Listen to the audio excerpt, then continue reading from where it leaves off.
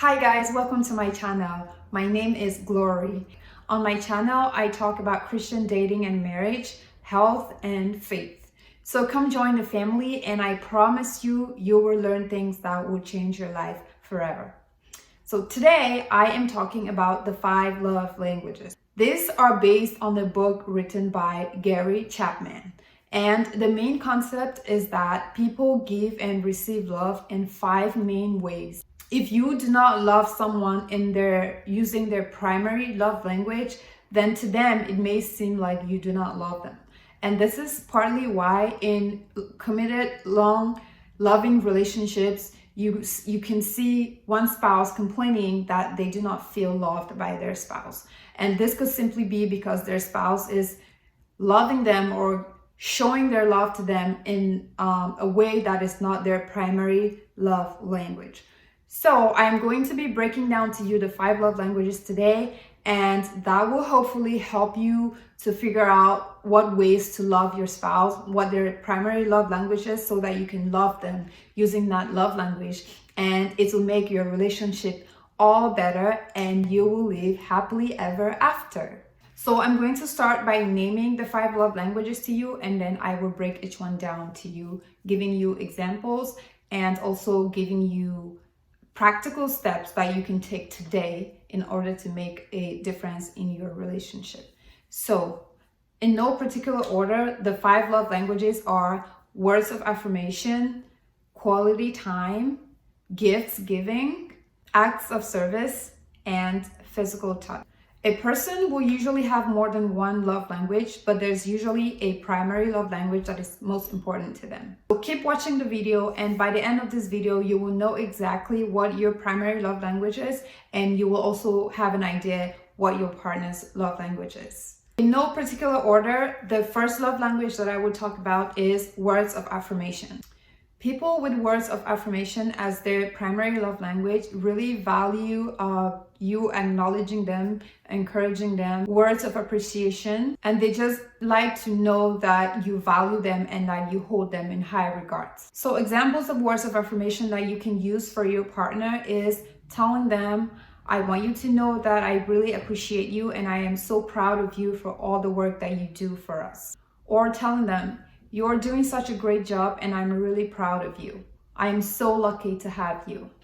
Those are all words of affirmation that you can use for your spouse. And I'm sure you can come up with even more creative things to say or do for your partner to show them that you are appreciative of them. So for people whose primary love language is words of affirmation, negative words really hurt them deeply and can even traumatize them. So avoid using negative words if you know that your spouse's primary love language is words of affirmation. There are nicer, kinder ways to disagree and to correct someone without being overtly negative. So the action step you can take today in order to show your spouse that you appreciate them if their primary love language is words of affirmation is you can send them a card, you can send them a note, you can send them a text, telling them how lucky you are to have them and how appreciative and proud of them you are. So do that right now if you think that your spouse's primary love language is words of affirmation. Pause the video and send them that text or write them the note or send them the card. Okay? It will make a huge difference in your relationship. Love language number 2, quality time. This is most women's primary love language.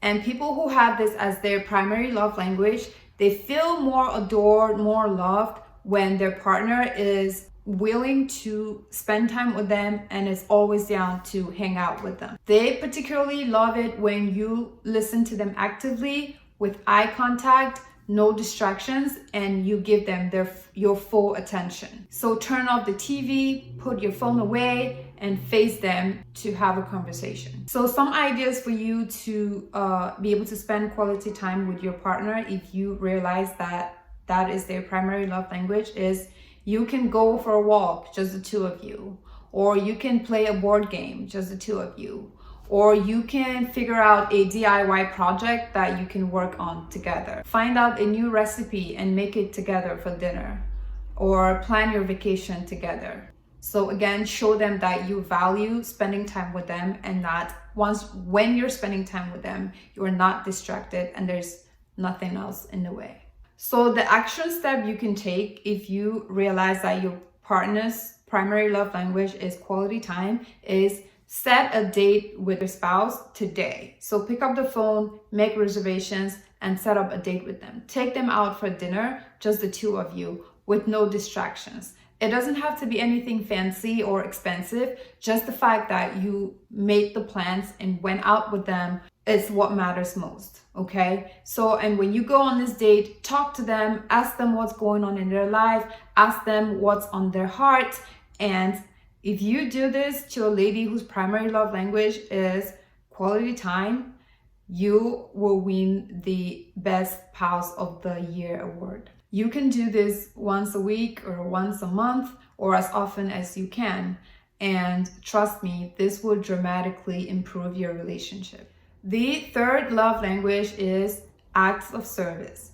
So if your love language is acts of service, you value it when your spouse helps you around the house with cooking, cleaning, doing the dishes, or helping the kids out, helping you with your homework, or say taking out the trash, washing the car, helping you pick up your dry cleaning, doing the laundry.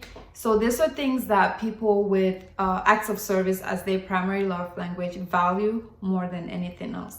And if you do not do these things for them, if you give them gifts, or if you are trying to spend quality time with them, they might not feel as loved as you think that you're showing love to them. So some examples of acts of service are doing all the cooking and cleaning in the house if your spouse is usually the cook. For instance, you could pick a day where you do all the cooking and cleaning and washing the dishes so that your spouse can rest.